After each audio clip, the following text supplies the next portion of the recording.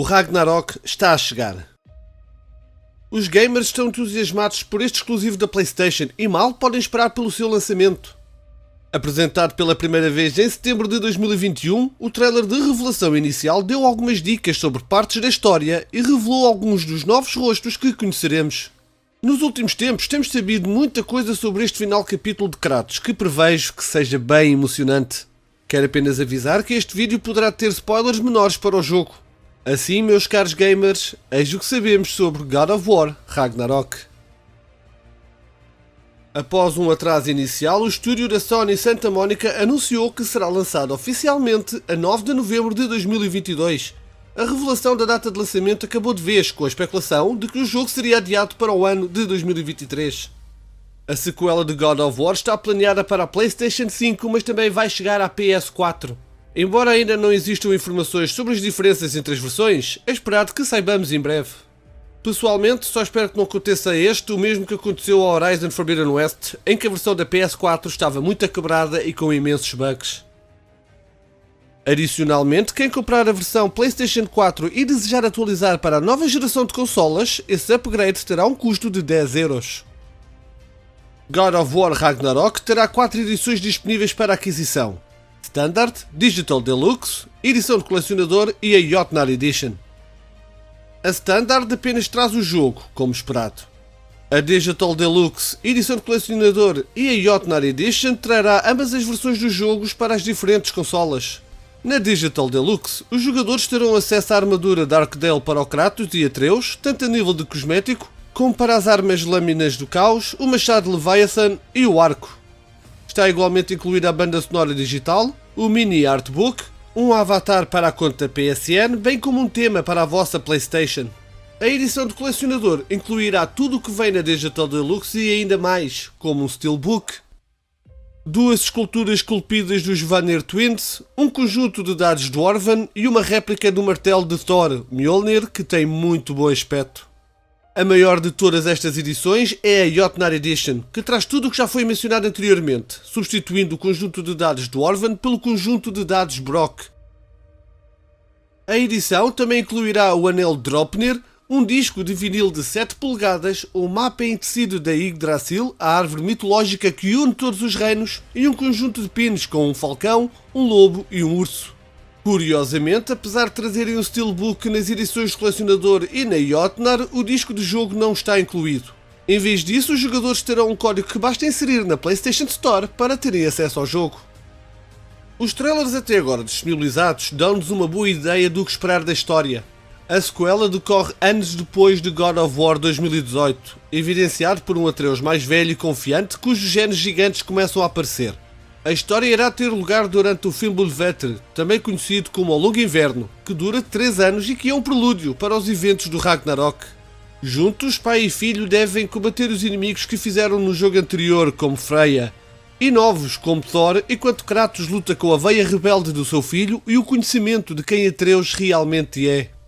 Enquanto Atreus tenta saber a sua verdadeira identidade, o que poderá vir a ser e talvez como evitar o Ragnarok, Kratos considera que é melhor deixar os problemas dos deuses com os deuses. Também se prevê que a dinâmica entre pai e filho que foi tão bem retratada no jogo de 2018 continue. Uma coisa que também sabemos é que a história vai se passar nos 9 reinos. No primeiro jogo apenas vimos 6, pelo que agora serão adicionados os reinos de Vanaheim, Svartalfheim e Asgard. Os trailers também apresentaram algumas personagens intrigantes como Angrboda, que a Sony Santa Monica disse ser um dos últimos gigantes existentes, e Tyr, filho de Odin, meio-irmão de Thor e de Baldur, mas que foi preso pelo próprio pai e provavelmente irá querer vingança. Ragnarok será igualmente o final desta interação de God of War, fazendo desta história uma duologia. A Santa Monica Studios considerou que esta seria a melhor abordagem para contar a história que querem. E vocês, o que acham disto? Agrada-vos a ideia desta história do Kratos ser apenas contada em 2 jogos, ou preferiam ainda assim que fosse uma trilogia? Digam-me aí nos comentários. Ficou bem patente no trailer de jogabilidade que haverá algumas novidades no que toca ao combate.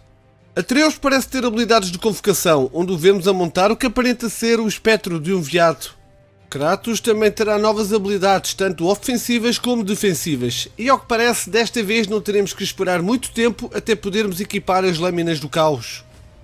Também existem novos inimigos para lutar, incluindo o Dreki, semelhante a um crocodilo, e o retorno dos centauros.